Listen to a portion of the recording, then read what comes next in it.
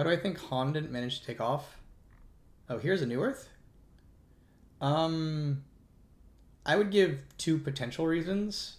Hindsight 2020, who knows really, but um, I think one of the things is Han was like very much a Dota clone in a lot of ways.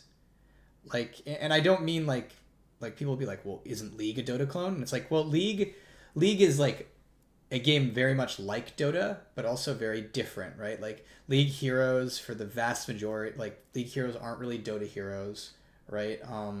League items aren't Dota items. League map isn't Dota map. Whereas in Han's case, they did have some things that were different, but a lot of Han was like basically Dota. Um, and so I think the difficulty with that is if you're basically Dota and then Dota 2 comes out, right, that's a difficult place to be because you have two very, very similar games at that point, which one is going to like eat the lunch of the other.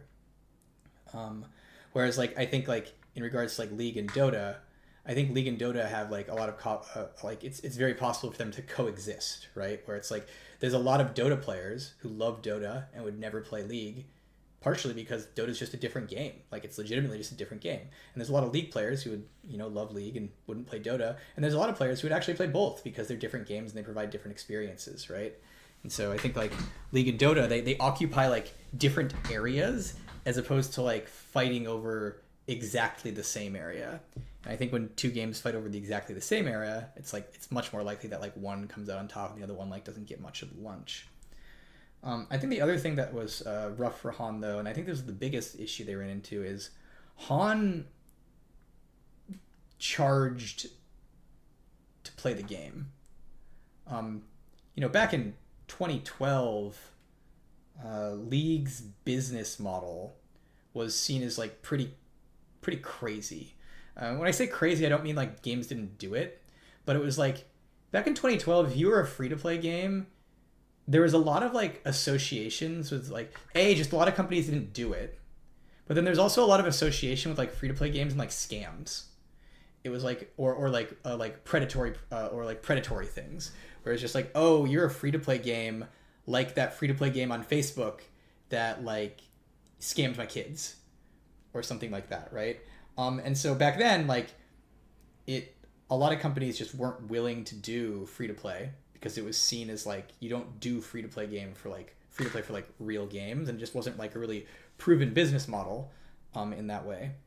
And so Han had a beta where they were free to play, and then they went pay to play when they released, and I think that ended up being pretty rough for their player numbers.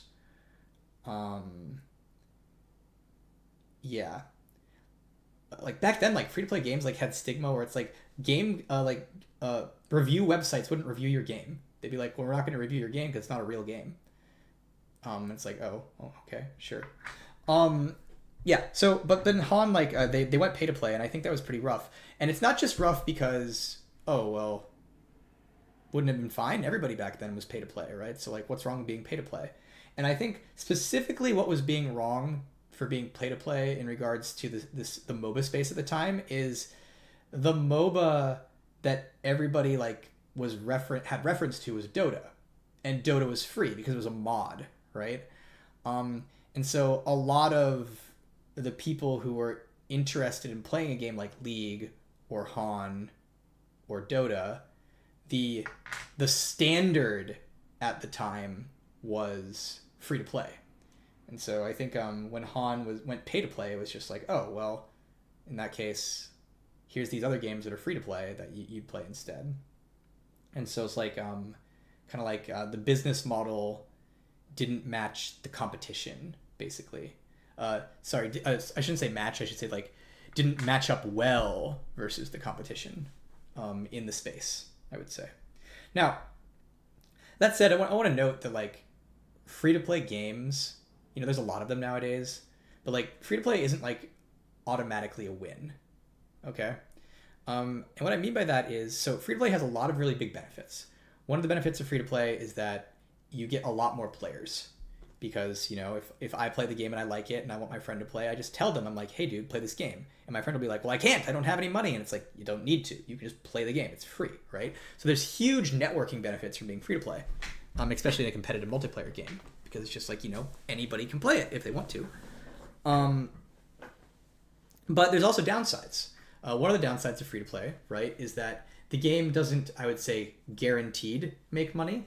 And at the end of the day, games need to make money, right? Like they, especially if they're going to have like servers that are online and like running over time, right? If a game is live over time, it needs to make money to support its live service, right?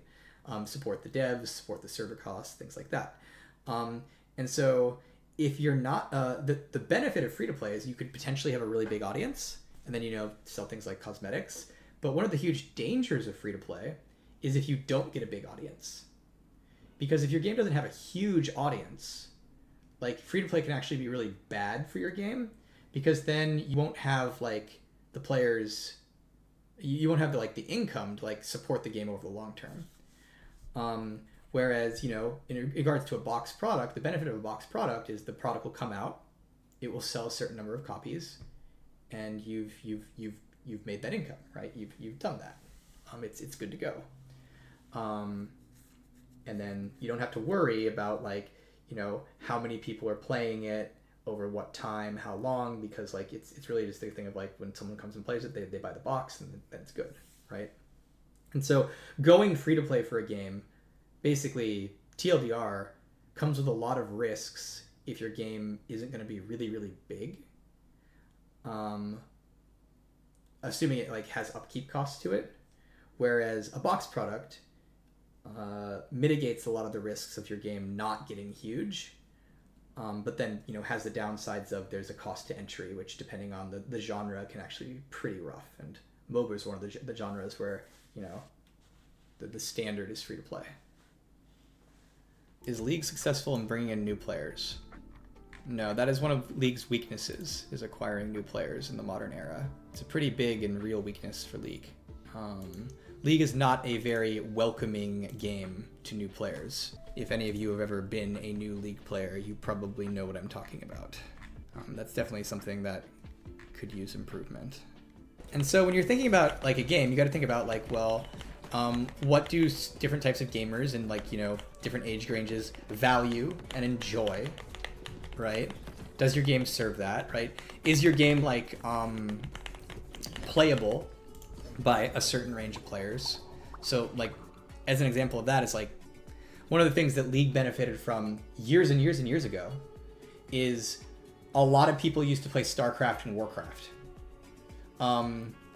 That's not the case anymore. RTSs as a genre are dead for the most part.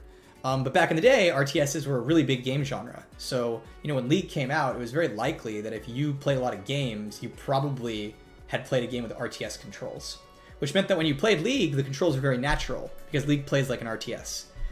That's not the case anymore. Nowadays, especially since RTSs are fairly dead, most players who play games on PC, the control schemes they learn are very similar to WASD. And guess what we're working on right now, right? WASD. And it's just a thing where it's like, nowadays, if you're a new player coming into League of Legends, one of the hurdles you're going to have to jump over on top of everything else is learning how to just at a baseline control the game. And it's going to be very, very unnatural.